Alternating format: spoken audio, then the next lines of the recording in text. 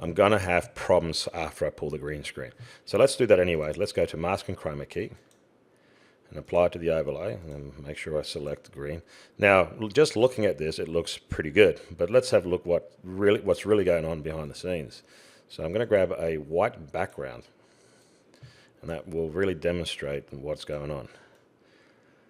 So there you go. So you can see that in actuality, I'm still having major problems on the green screen behind me, and I'm probably going to get some artifacting through, my body as well. Now, if I was to get another background clip of whatever it is, I'm going to see all these weird effects. So this is where my body was casting a shadow on the green screen. So let's grab the chroma key filter from New Blue and see what we can do with it. So again, let's go into New Blue Essentials 2, and here's the chroma key filter, and place it onto our overlay track. Double click, mask and chroma key, and customs filter. Did I just say mask and chroma key? Boy, oh boy. I meant to say customs filter. All right, so here we go. Now, this is very simple. What it does, it makes everything stand out so you can really see the issues here. These are all problems on your green screen. So what we can do is look into a matte view. So we check and show mask, and now we can't see anything. So we start playing with the sensitivity control. So we're going to slowly increase that until we start to see our picture come back. There we go. Now it's coming back. Here we go. So you can see now it's the background is a lot clearer, but the subject is also speckled. So I already know this to be exactly 77. So I'm going to enter that value, and there you go. Now it looks really, really clean. I've got a very sharp black image of the subject, and the white is very clean looking. So if I was to uncheck the mask, I see no artifacting now in the background, and that's what the chroma key filter does. I can also use the color range, so I can tweak the color range because, as you saw before, I had a darker green here caused by the shadow. So I can start tweaking this as well and adjust it up or down, but as you can see, I don't need to do that here, and I'll explain these ones in a minute. So what I'm going to do now is just Control C.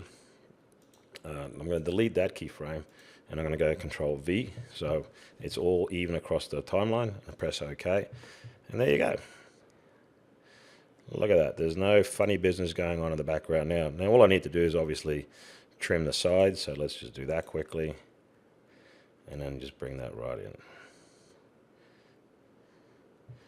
There you go, my friends. That's how easy it is using the chroma key filter.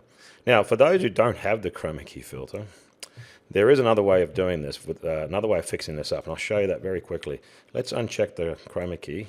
So we got the problem back, and let's go to Mask and Chroma Key, and you'll see this new option here, and this basically blends the overlays. And watch what happens when I start decreasing the tolerance.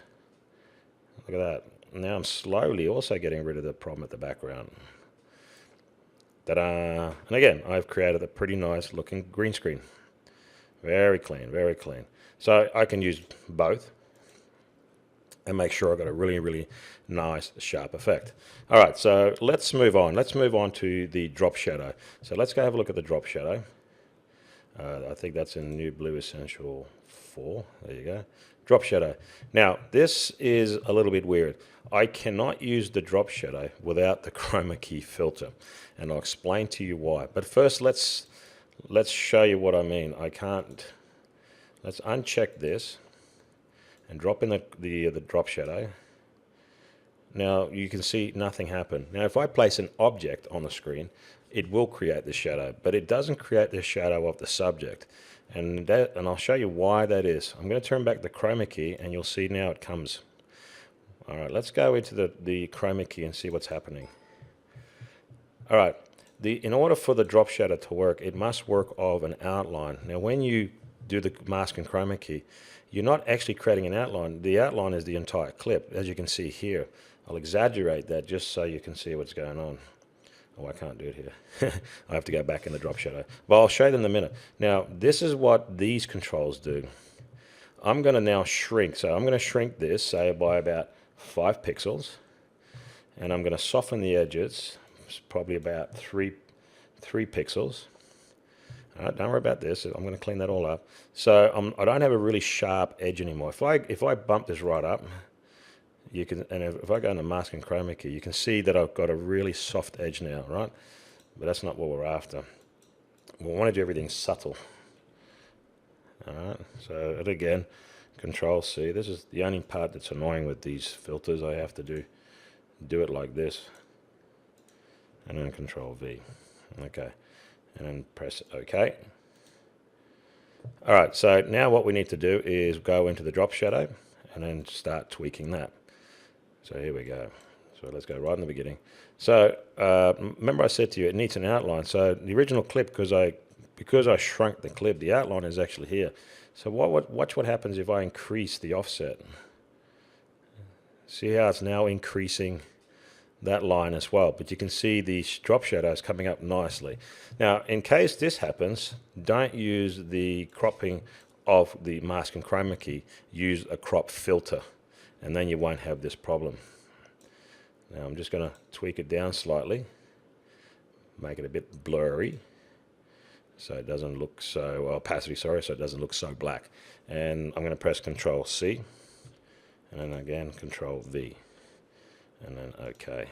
So all I need to do now is just shrink it a little bit more. So again, mask and chroma key, and then just bring that in slightly more. There you go. Now you can see I've got a bit of an outline here, so it's a little bit too much, and that's caused by the tolerance level here. So I'm going to decrease that tolerance level slightly, and as you can see, it comes in really, really sharp. And there you go, my friends. That is how you use the drop shadow. And like I said, if you just place an object in here, you don't need to add the chroma key. But to do the drop shadow on the subject, you must add the chroma key filter because you need to create the outline on the subject. So I hope I've got everybody well informed on how to use these new plugins. And if not, just leave a comment in the section below. And as always, thanks for watching.